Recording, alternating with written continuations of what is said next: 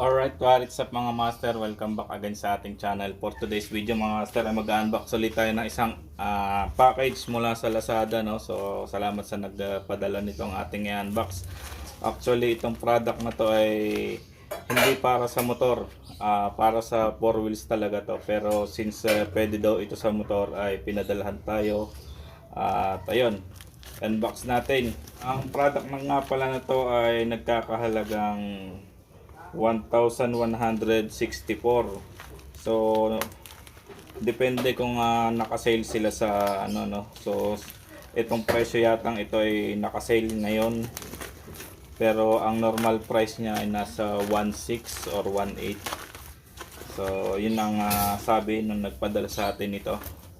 So ito mga master, ang dashcam, 3 cameras dash camera by Cicleba model C50B.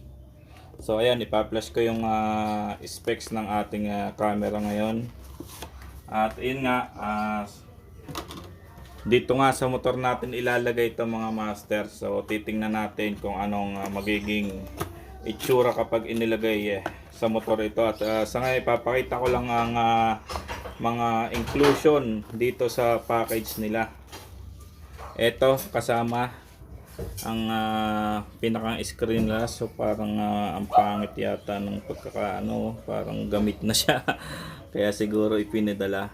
Ito yung pinakang main screen niya. Dito mo makikita kung anong mga view yung iyong gustong makita.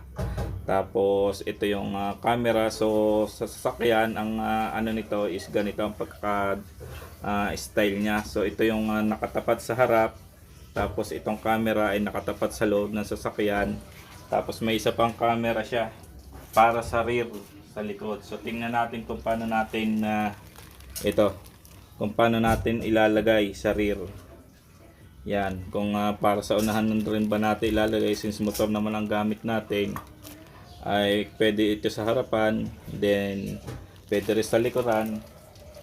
At itong pinaka main ano niya is pwede rin sa likod mo, or ito yung nakaharap sa iyo. So tatlong purpose, no, tatlong camera. So yan ang kasama, pinakang connector niya. So pwede mo siyang i-charge, 1,500 mAh ang ano niya.